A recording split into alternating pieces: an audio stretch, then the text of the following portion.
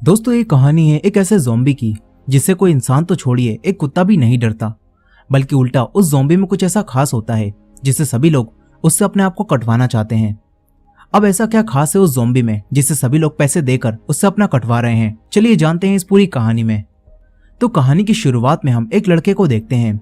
वो जमीन के अंदर बनी एक टनल से बाहर निकलता है। इसी दौरान हमें पता चलता है कि कुछ साइंटिस्ट इलीगल तरीके से शुगर के इलाज के लिए कुछ लोगों पर एक्सपेरिमेंट करके एक दवाई बना रहे थे, लेकिन उनका एक्सपेरिमेंट ठीक से नहीं हो पाया और उन दवाई के साइड इफेक्ट से लोग ज़ॉम्बी बनने लगे और ये लड़का भी अब एक ज़ॉम्बी बन रहा होता है। ये ज़ॉम्बी उठकर कहीं जाने लगता है। दूसरी तरफ तेज बारिश में एक कपल कहीं जा रहा था, लेकिन एक आदमी ने रास्ते में कीलें डाल दी थी जिससे उनकी गाड़ी का टायर पंक्चर हो जाता है। फिर वही आदमी अपना ट्रक लेकर यहाँ आता है और इनकी मदद करने का दिखावा करते हुए अपने साथ अपने गैस स्टेशन पर ले जाता है।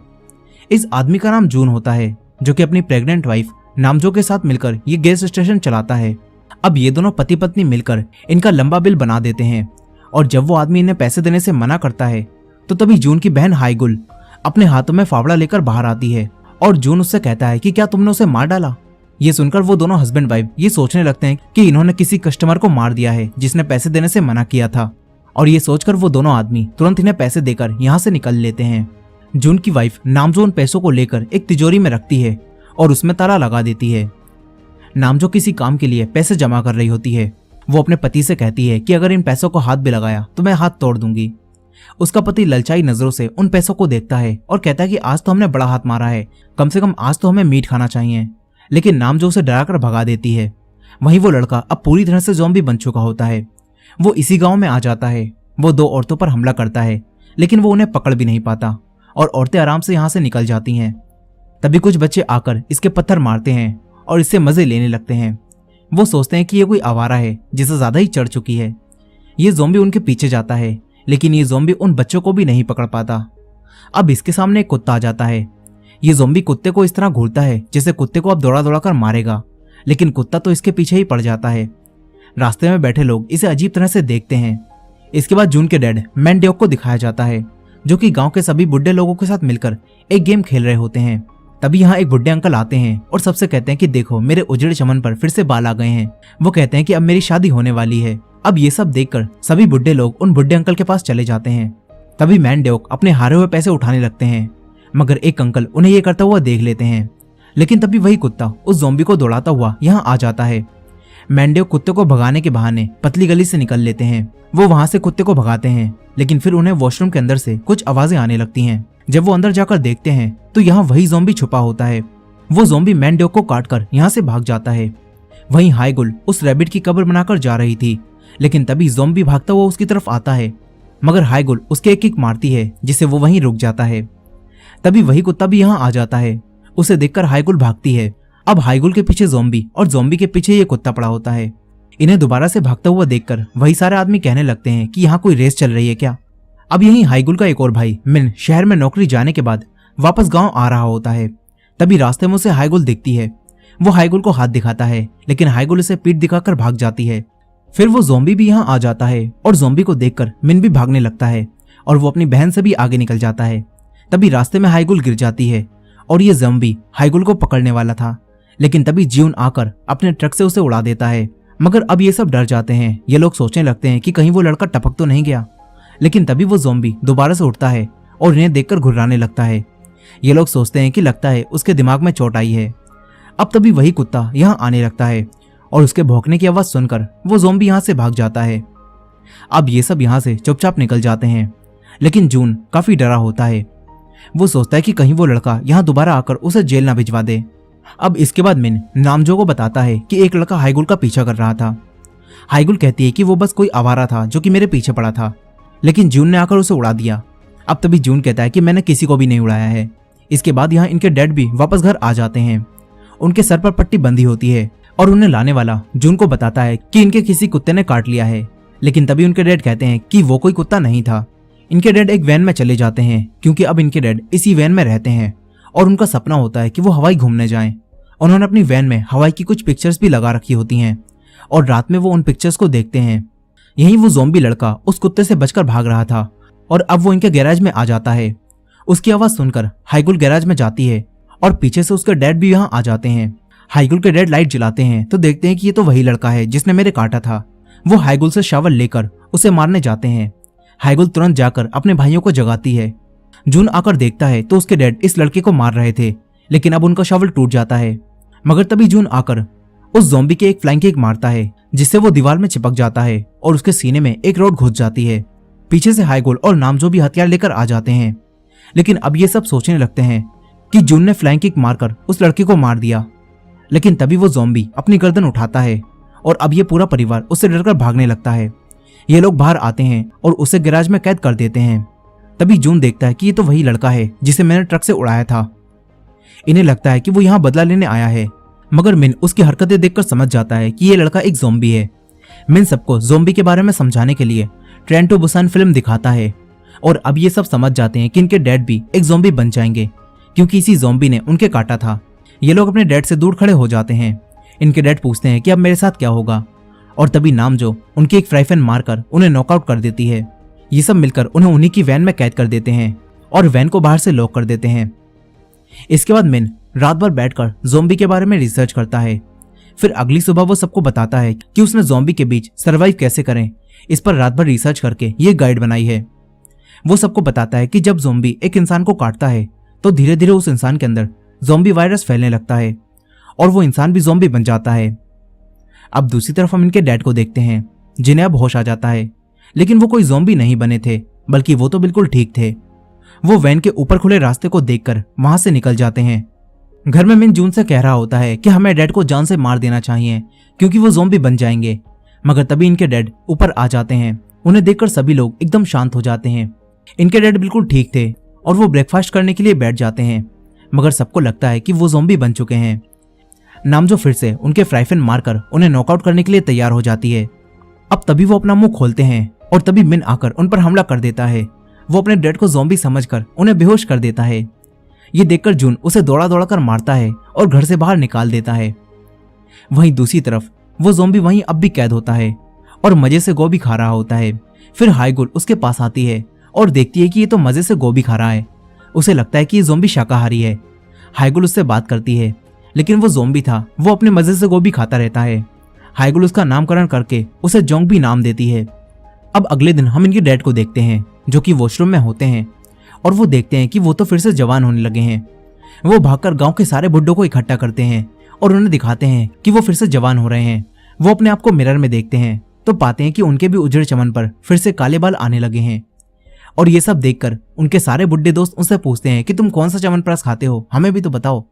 यहीं अब मैंड्योक समझ जाते हैं कि वो ज़ॉम्बी के काटने की वजह से फिर से जवान हो रहे हैं।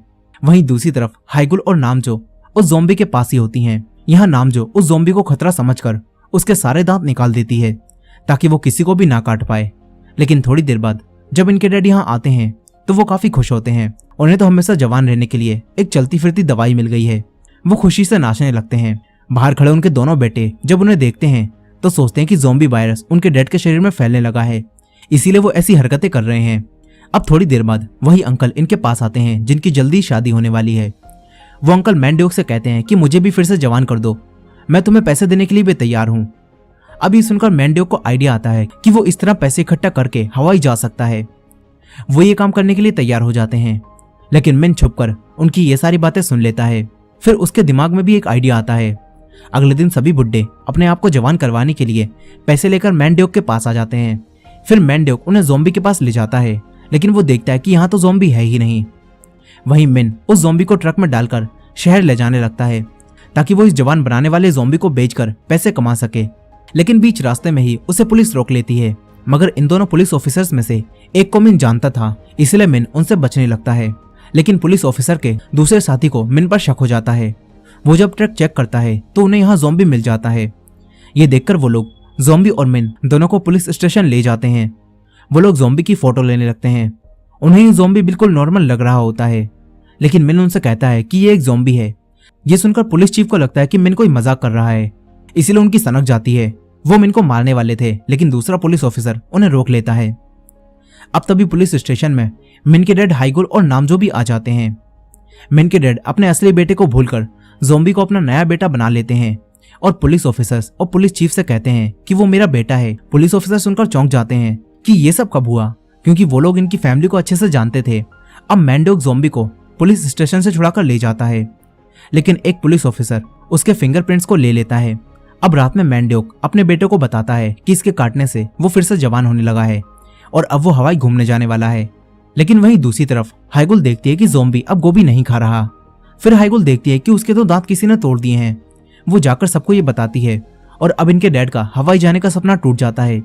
वो सोचते हैं कि इसके तो अब दांत ही नहीं रहे, तो ये किसी को काटकर कैसे जवान बनाएगा।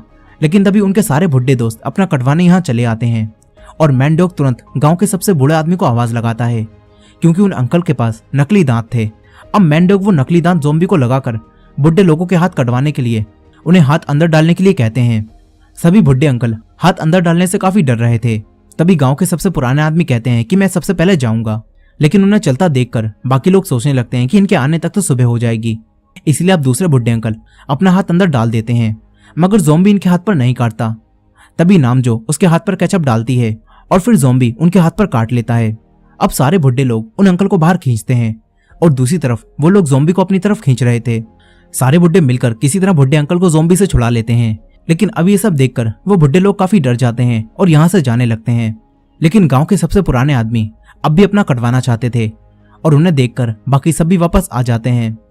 इस ज़ॉम्बी की वजह से अब ये पूरा परिवार काफी पैसे कमा लेता है।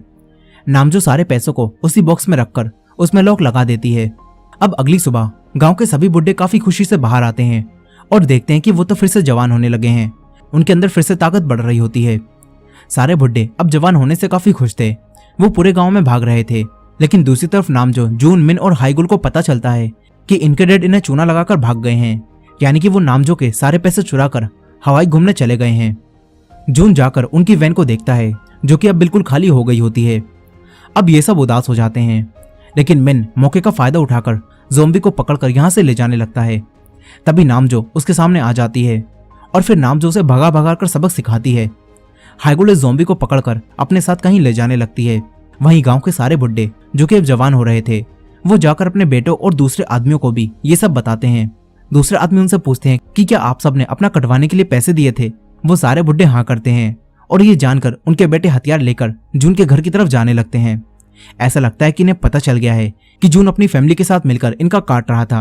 अब वहीं दूसरी तरफ हाइगुल उस ज़ॉम्बी को लेकर गोभी के खेत में पहुंच जाती है और ये शाकाहारी ज़ॉम्बी इतनी सारी गोभियां देखकर उन पर टूट पड़ता है। वो यहाँ बैठकर गोभी खाने लगता है।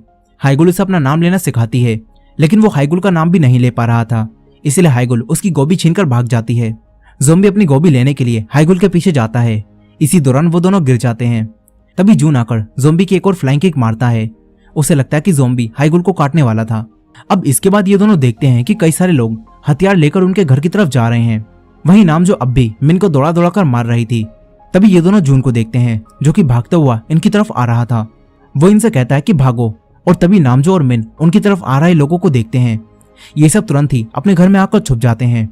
इन्हें लगता है कि लोग जान चुके हैं कि हम उनके साथ स्कैम कर रहे थे।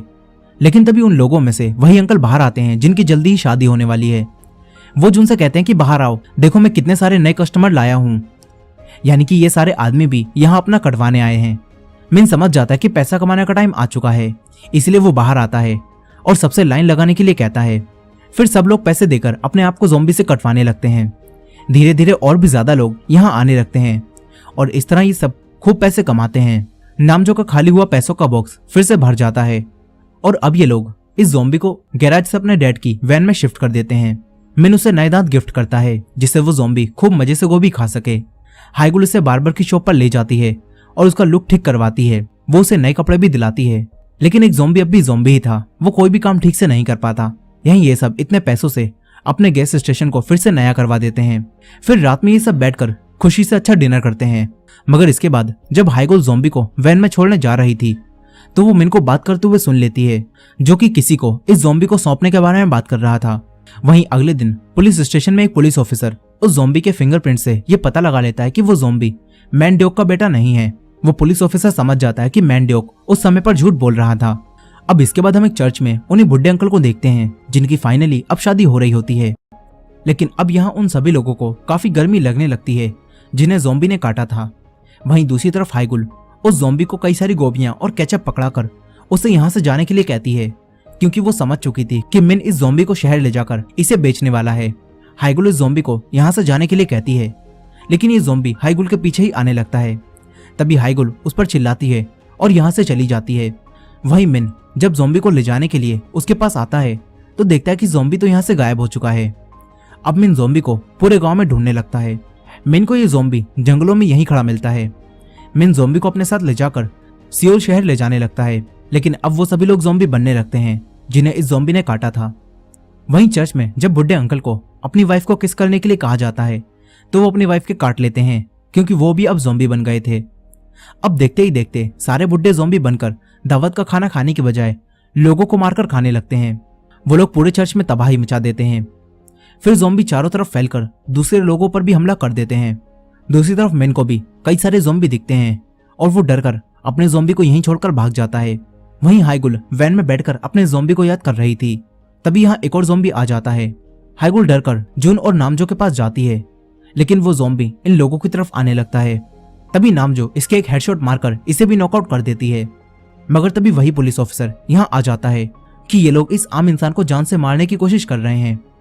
पुलिस ऑफिसर उस ज़ॉम्बी को नॉर्मल समझकर अपने पीछे बुला लेता है, लेकिन फिर ये ज़ॉम्बी उस पुलिस ऑफिसर को ही काट लेता है। फिर यहाँ और भी ज्यादा ज़ॉम्बी आने लगते हैं। उन्हें देखकर ये तीनों अपने घर में घुस जाते हैं। ये लोग सारे दरवाजों को ब्लॉक करने लगते हैं। तभी नामजो जून से दूसरा दरवाजा बंद करने के लिए कहती है, क्योंकि वहां भी एक ज़ॉम्बी होता है। मगर जून जाकर देखता है तो ये तो उसका पुराना दोस्त होता है। जून उससे कहता है कि तुमने मुझे पहचाना, मैं तुम्हारा पुराना दोस्त हूँ, हम दोनों एक साथ पढ़ते थे। लेकिन वो आदमी एक ज़ॉम्बी बन चुका था। अब तभी नामजो उससे कहती है कि अपने दोस्तों से बाद में मिलना, पहले उसे मारकर दरवाजा बंद करो। यहीं जून को अब भी अपनी दोस्ती निभानी थी, इसलिए वो ऐसा नहीं कर पाता और वो ज़ॉम्बी जून पर हमला कर देता है। तभी नामजो आकर उसके भी फ्राइफैन से एक हेडशॉट मारती है और बाहर गिरा देती है। ये दोनों दरवाजा बंद कर देते हैं, लेकिन कई सारे ज़ॉम्बी अब इनके घर के चारों तरफ आने लगते हैं। ये लोग घर में ऊपर जाकर अपने आप को बचाते हैं, मगर अब नामजो को डिलीवरी पेन होना शुरू हो जाता है। अब ये दोनों मिन की बनाई उसी डायरी की मदद से ज़ॉम्बी से बचने का तरीका पढ़ते हैं और अपने आप को बचाने के लिए कई सारे कपड़े और बर्तन पहन लेते हैं ताकि कोई भी ज़ॉम्बी इन्हें काट ना पाए। वहीं दूसरी तरफ मिन एक बस के नीचे छुपा होता है।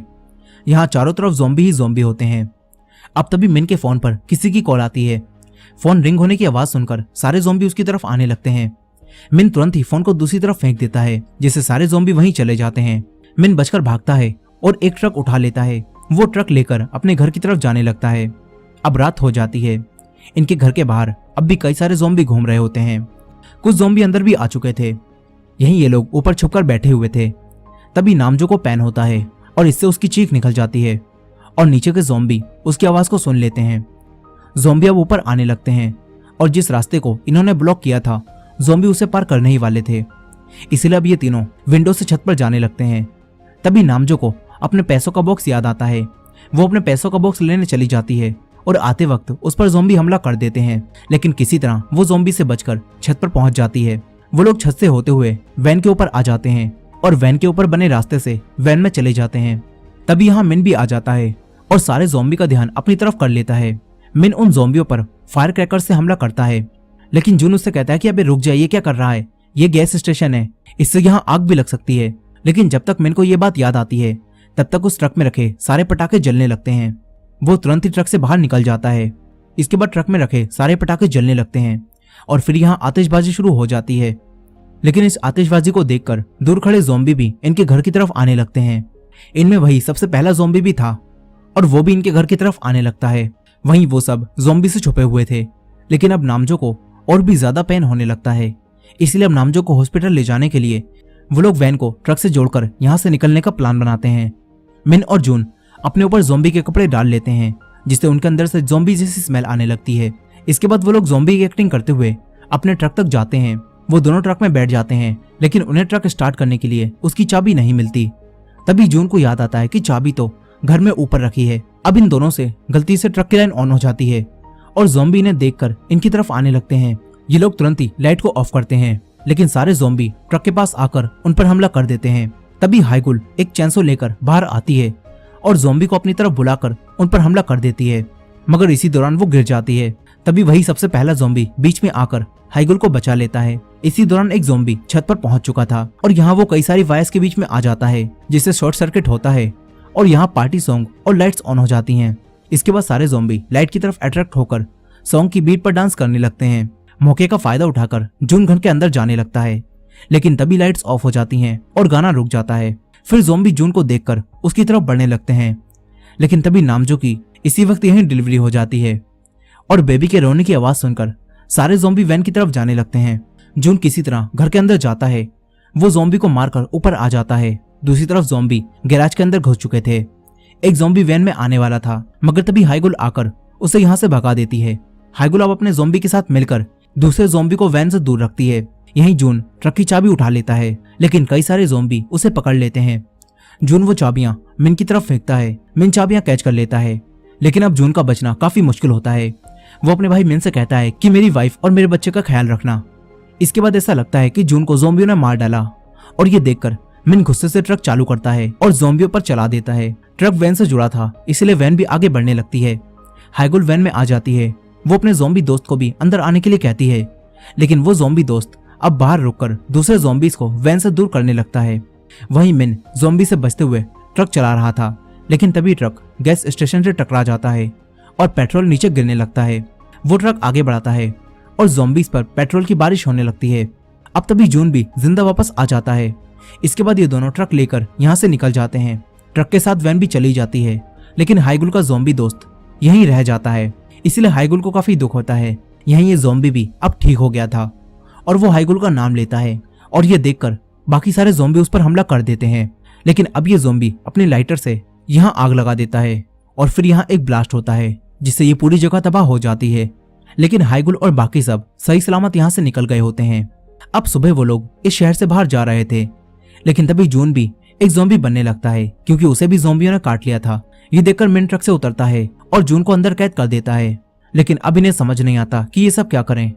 और तभी इन्हें टनल से किसी का आने की आवाज आती है और ये देखते हैं कि ये तो इनके डैड हैं, जो कि अपनी हवाई की ट्रिप से वापस आ गए होते हैं। लेकिन ये लोग देखते हैं कि इनके डैड अब भी ज़ॉम्बी नहीं बने हैं, जबकि इन्हें भी ज़ॉम्बी ने काटा था। इससे अब ये सब समझ जाते हैं कि इनके डैड इस वायरस से इम्यून हो चुके हैं। इसके बाद रेडियो पर एक अनाउंसमेंट होती है, जहाँ एक लेडी कहती है कि साउथ कोरिया इस वक्त ज़ॉम्बी की चपेट में आ चुका है, इसलिए अगर कोई भी इस वायरस से इम्यून हो चुका है तो वो हमें कांटेक्ट करे, क्योंकि उस इंसान की मदद से सबको ठीक किया जा सकता है।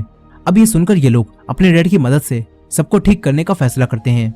अब कहानी 6 महीने आगे जाती है, जहां इन्होंने मिलकर कई सारे लोगों को ठीक कर लिया होता है और ये सब दूसरी जगहों पर भी जाकर ज़ॉम्बीज को ठीक कर रहे होते हैं। और इनके साथ हाइगुल का वही ज़ॉम्बी दोस्त भी था, जो कि अब ठीक हो चुका था।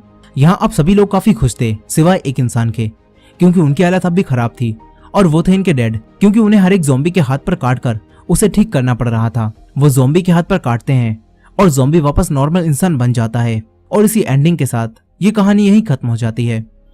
दोस्तों, वीडियो पसंद आई हो तो वीडियो को लाइक करना मत भूलिएगा, और हमारे चैनल पर नए हो तो हमारे चैनल वॉच मिस्ट्रीज हिंदी को सब्सक्राइब कर लीजिए। मिलते हैं नेक्स्ट वीडियो में।